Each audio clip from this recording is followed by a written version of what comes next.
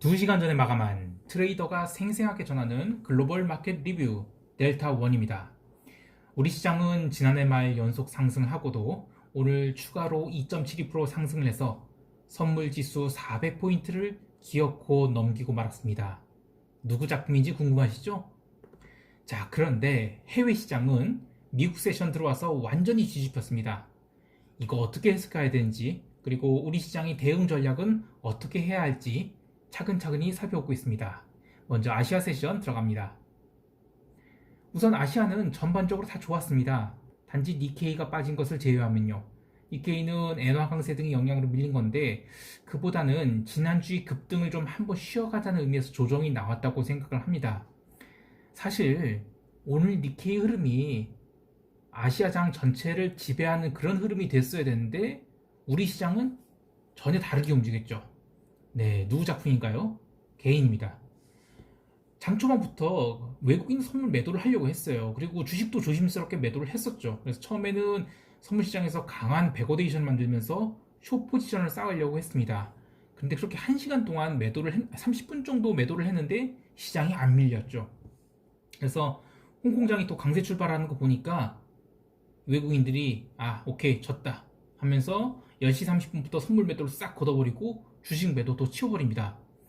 그렇게 해서 시장에 매도가 공급되지 않으면서 선물 베이시스가 개선되었고 또 급등이 시작되었습니다. 사실 391에서 400포인트까지 1시간 만에 올라간 거죠. 이것은 외국인들이 의도적으로 위쪽을 열어놨다라고 할 수 있겠습니다.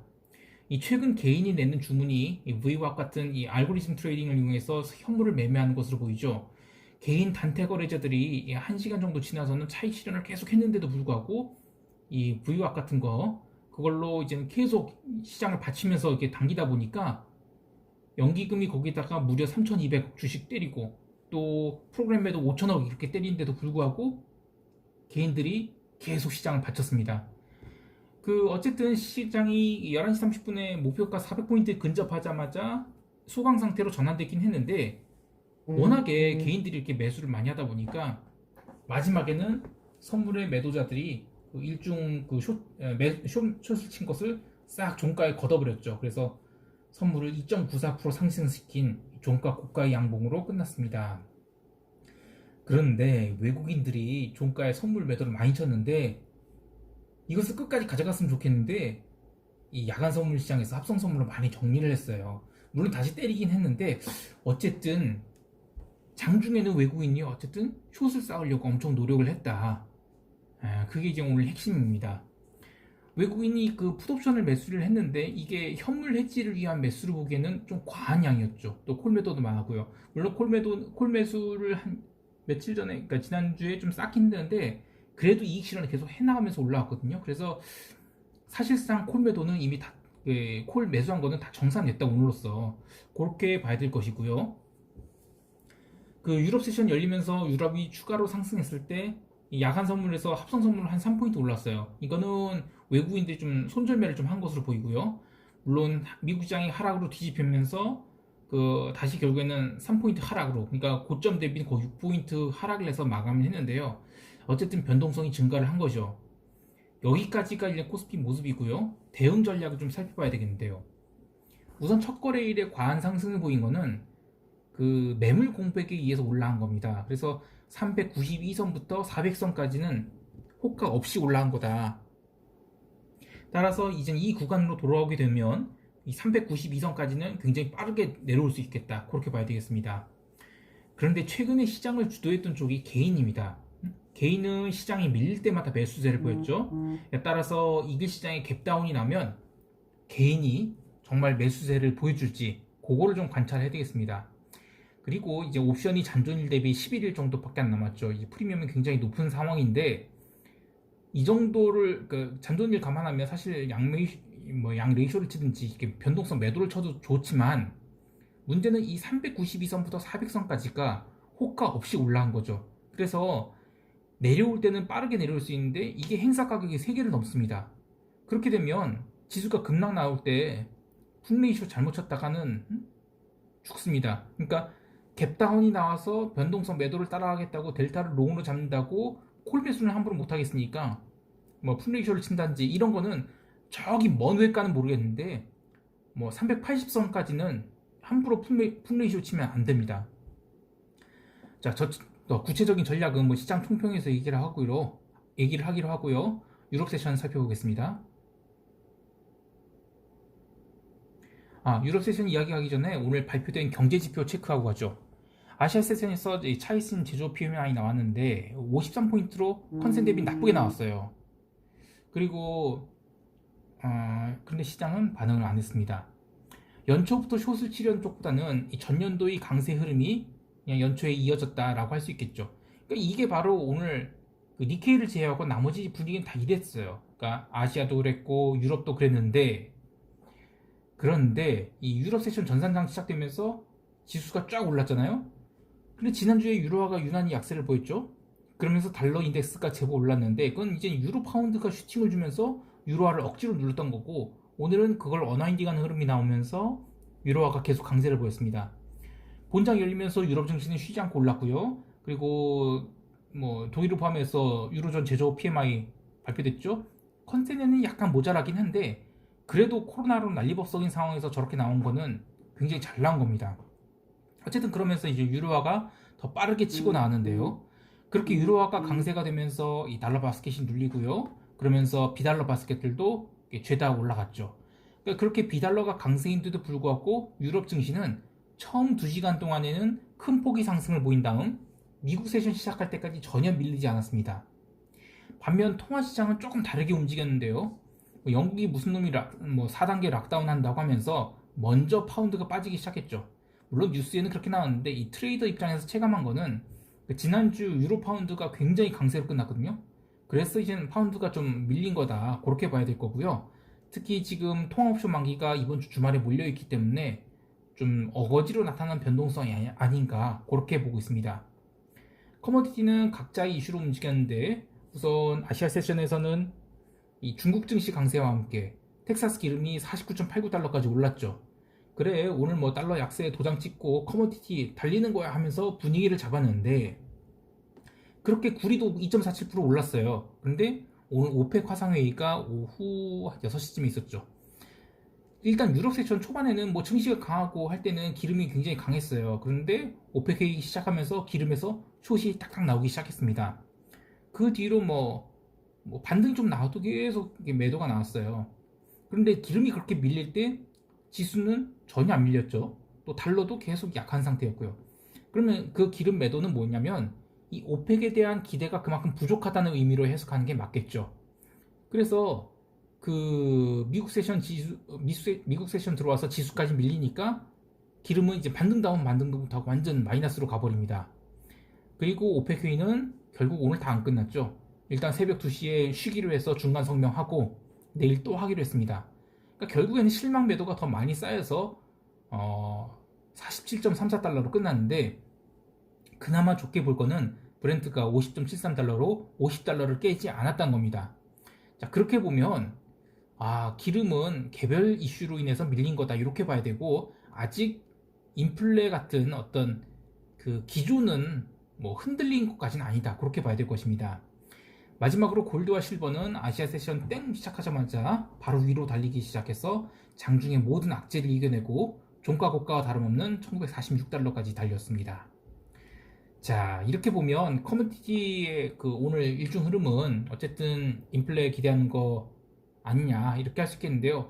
네, 저 그렇게 보고 있습니다. 그런데 골드는 조금 달라요. 골드는 오늘 계속 강세였는데 뭐 지수가 반등을 해도 계속 강세였죠. 이거는 골드는 한번 그 방향성 잡히면 다른 거와 달리 계속 그 일중 추세를 유지합니다. 그리고 이 길에도 웬만하면 장중 조정만 나오지 역추세가 안 나와요. 그리고 그 채권 시장에서 그 10년 그 브레이크 인플레이션 레이트 이게 2% 넘었다고 해서 뭐 인플레이 이야기가 나오긴 했는데, 요거는 이 팁스가 장중 내내, 그러니까 장 시작하자마자 바로 밀리기 시작했고, 반대로 10년 국채는 그 장 시작하자마자 튀기 시작했거든요. 그래서 나타난 이제 어거지 터치로 보기 때문에 인플레이 그 어떤 기조가 잡힌 거긴 맞긴 하지만, 오늘 뭐 이걸로 인해서 뭐가 다 뭐 실현되었다, 이렇게 할 수는 없겠습니다. 그래서 저는 아직도 인플레 기대감, 그러니까 즉 커머디티에 대한 롱 관점은 앞으로도 좀 더 이어질 것이다. 그렇게 보고 있고요. 따라서 뭐 눌림 같은 거 좀 특히 이제 원유 같은 거를 눌린 거 잘 잡고 싶은데 이제 또 이런 얘기가 있어요. 이 이번 올해 커머디티 중에서 뭐 골드라든지 뭐 하여튼 프리셔스 메탈 그리고 뭐 카파 이런 것들 다 강세일 가능성이 높은데 기름은 좀 다르다. 기름은 여러 가지 이해관계가 너무 복잡하기 때문에 오히려 얘가 인플레의 어떤 뒷목을 좀 잡지 않을까. 이런 이야기가 있습니다. 그래서 저는 그냥 기름은 아직은 변동성 구간이라고 봐요. 그래서 저점에서 사서 모아서 고점권에서 터는, 그러니까 아직은 추세로 막 이렇게 기름이 올라갈 거라고 보진 않고, 그래서 변동성 매매를 좀 할 계획입니다. 자, 이제 미국 세션 보겠습니다.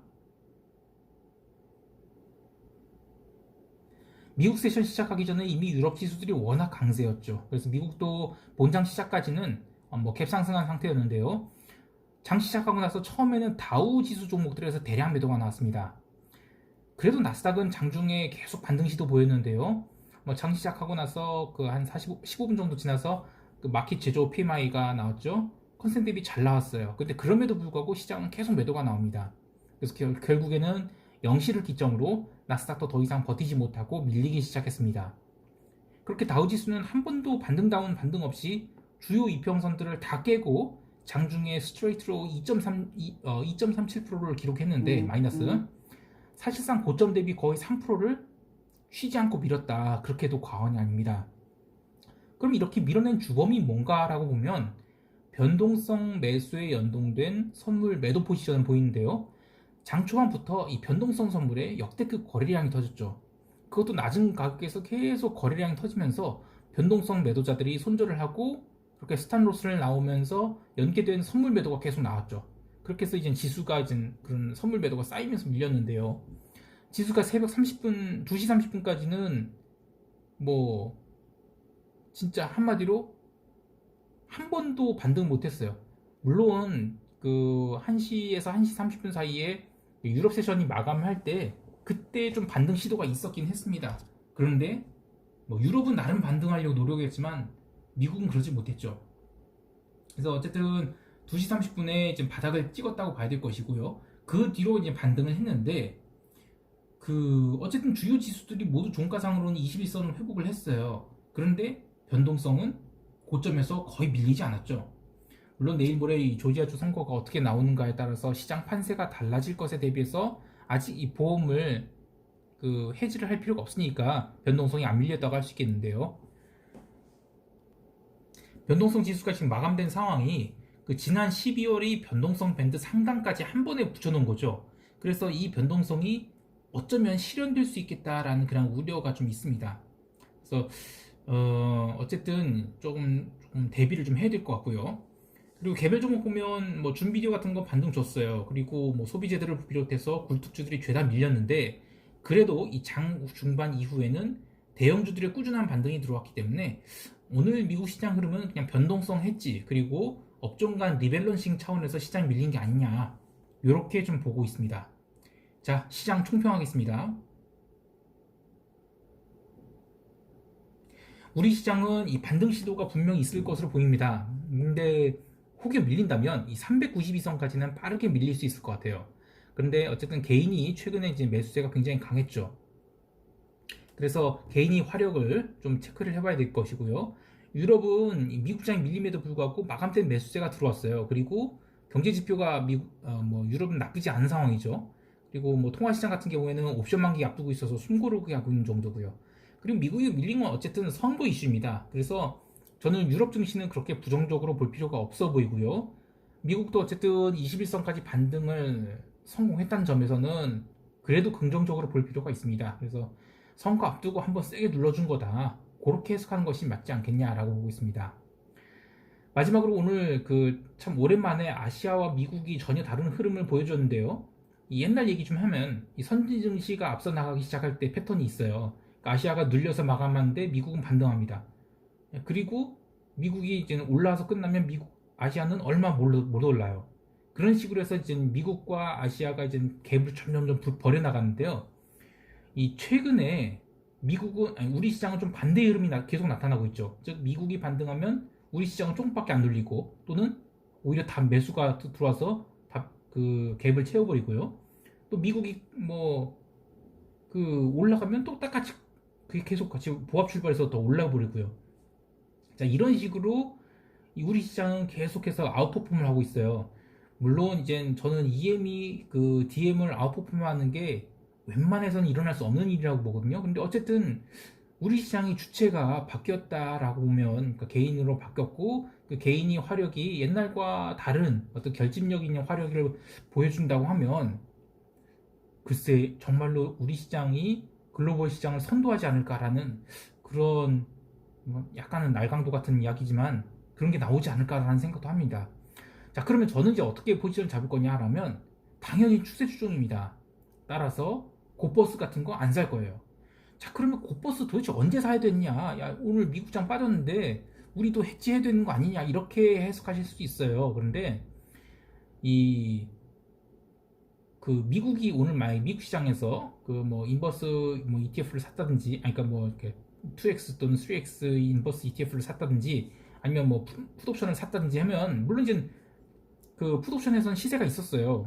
굉장히 의미 있는 시세가 있었는데 오늘 같은 하락을 처음부터 끝까지 숏으로 먹기는 굉장히 어려운 시장이었습니다. 왜냐면 이 시스템 트레이딩 하는 또는 어떻게 시장을 그렇게 보는 관점에서는 오늘은 갑작스러운 추세 반전이 일어난 거거든요. 그래서 이런 거는 예측 매매가 아니고서는 레버리지 숏을 잡을 근거가 없습니다. 그러니까 오늘 뭐 고버스로 이익이 났다라고 하면 이건 좋아할 일이 아니에요. 그냥 소 뒷다리 잡듯이 매매를 해서 돈 번 거다. 이런 건 오래 못 가거든요. 그리고 이제는 오늘 시스템 트레이딩 하신 분들 중에서는 일중 추세 추종 로직만 일부 돈을 벌었을 거예요. 그런데 그것도 최근 한 몇 주일간에 개 털렸던 거 오늘 좀 회복한 선에서 끝난 겁니다. 그래서 이거 고버스 살 타이밍 아니다. 뭐 1년에 하여튼 고버스는 한두 번밖에 기회가 없습니다. 그런 거 잊지 마시고요. 예. 자, 이제 마무리 하겠습니다. 오늘 시장 좀 대응 잘 하시고요. 연초부터 터지면 우울합니다. 그래서 시장을 적극적으로 대응하지 마시고요. 그냥 레버리지 한도를 연초에 그냥 0으로 딱 리셋 받았다라고 생각하시고 천천히 이익을 좀 쌓아 나가시기 바라겠습니다. 이상 델타원이었습니다. 감사합니다.